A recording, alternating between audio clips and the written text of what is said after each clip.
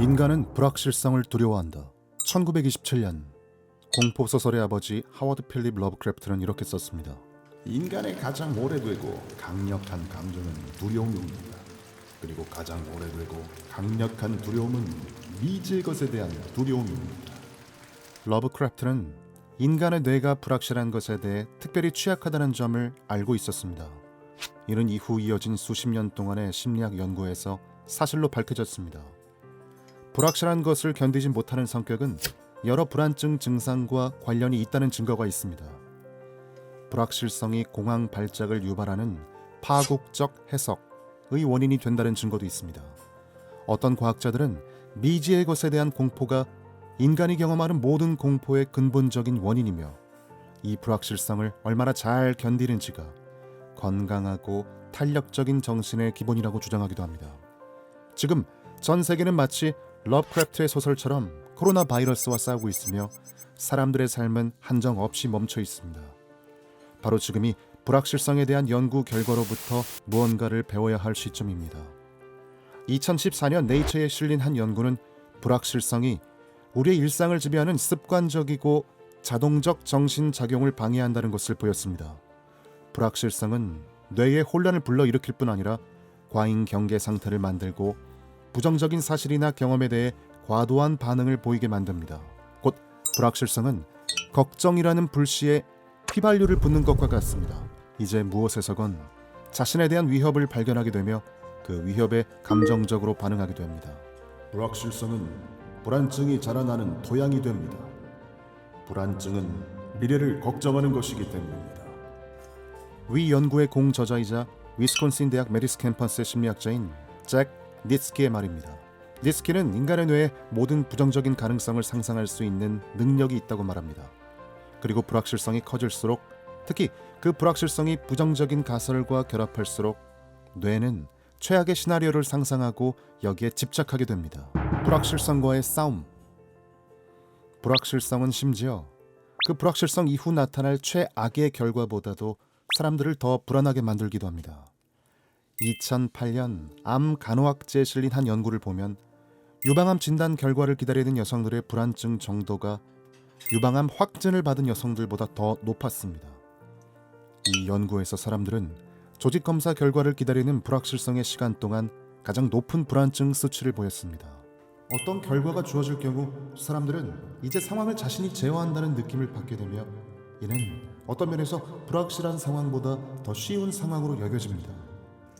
이 연구에 참여하지 않은 펜실베이니아 스테이트 대학의 불안 및 우울증 연구소 소장 미셸 노이만의 말입니다. 아주 잠깐의 불확실성도 사람들에게 커다란 영향을 미칠 수 있습니다. 사람들이 뉴스나 트위터에서 눈을 떼기 힘든 이유도 여기에 있습니다. 교통체증에 대한 한 연구는 운전자들이 자신이 어쩔 수 없는 상황에 처했을 때 스트레스와 분노 수치가 높아짐을 보였습니다. 버스와 기차, 비행기가 지연될 때 느끼는 스트레스도 불확실성에 의한 것입니다. 2014년 버스 승객들을 대상으로 한 연구는 사람들에게 정확한 대기 시간을 알려줄 때 사람들의 스트레스가 줄어든다는 것을 보였습니다. 대기 시간이 더 길어졌을 때도 그 시간을 정확히 알려주는 한 사람들의 기분은 나아졌습니다. 불확실성이 주는 스트레스는 너무나 크기 때문에 사람들은 불확실성을 없애기 위해 더 나쁜 결과를 선택하기도 합니다.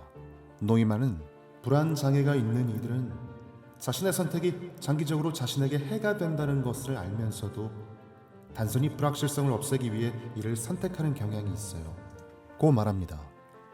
2011년 행동치료에 실린 한 연구는 도박 실험에서 불안증이 있는 이들은 기대값이 적은 대신 선택의 결과를 빨리 알려주는 선택지를 고르는 경향이 더 컸습니다.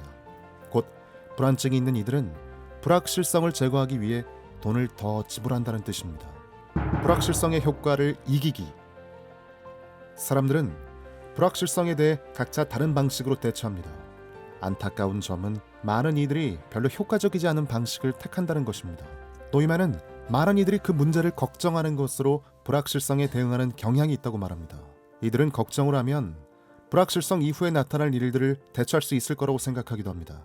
하지만 이는 사실이 아닙니다. 우리는 걱정이 실제로 문제를 해결하는지 조사했습니다. 그 결과 불안증이 있는 이들은 물론 다른 모든 이들에게 걱정은 문제 해결에 도움이 되지 않았습니다. 노이만은 걱정을 많이 할수록 그 문제를 해결할 수 있는 자신의 능력에 대한 자신감이 줄어들며 그들이 생각하는 해결책이 실제 문제를 해결할 가능성도 작아진다는 것을 발견했습니다.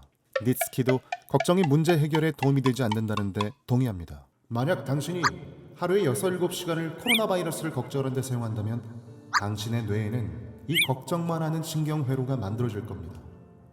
즉, 걱정은 더 많은 걱정을 낳는다는 것입니다. 도움이 될 수 있는 새로운 정보를 계속 찾아다니는 일에도 단점이 있습니다. 2009년 BMC 공중보건에 실린 한 연구에 따르면 사람은 제한된 양의 정보만 처리할 수 있어서 새로운 정보를 너무 많이 받아들이면 혼란을 느끼고 더 큰 불확실성을 경험하게 됩니다. 정보 과부하는 사람들의 정보 처리 능력을 마비시킬 수 있습니다. 이와 관련된 2008년 연구의 저자들은 암 환자들이 암에 관한 정보를 찾아다니다가 결국 좌절하고 혼란을 느끼게 된다고 지적합니다. 코로나19 팬데믹 시대 노이만은 지금 인터넷에 돌아다니는 많은 정보가 그럴듯한 추측 또는 최악의 시나리오에 대한 예측이라고 지적합니다. 하루 중 많은 시간을 코로나 바이러스에 대한 정보를 찾는 데 쓰는 이들은 더 다양한 지식을 쌓기보다는 오히려 혼란을 느끼고 두려워하게 된다고 그녀는 말합니다. 그럼 이런 불확실성이 주는 악영향을 어떻게 극복할 수 있을까요? 노이만과 니츠키의 대답은 같습니다. 바로 지금 현재에 집중하는 것이 불확실성과 이에 의한 불안을 없앨 수 있다는 것입니다. 당신이 좋아하는 일을 하세요. 니츠키는 말합니다. 평소 읽고 싶었던 책을 읽고 넷플릭스를 조금 보거나 전화로 친구와 대화를 하세요. 이런 행동들은 당신의 뇌가 현재에 집중하게 도와줍니다. 팬데믹은 힘겨운 시기이지만 동시에 마음을 챙기는 명상을 시도할 적절한 기회일 수 있습니다. 마음 챙김에서 중요하게 말하는 지금 이 순간에 존재하기, 그리고 이 순간을 포용하기는 앞으로 일어날 수도 일어나지 않을 수도 있는 일들에 대한 걱정으로부터 당신을 보호해 줄 것입니다. 노이만의 말입니다.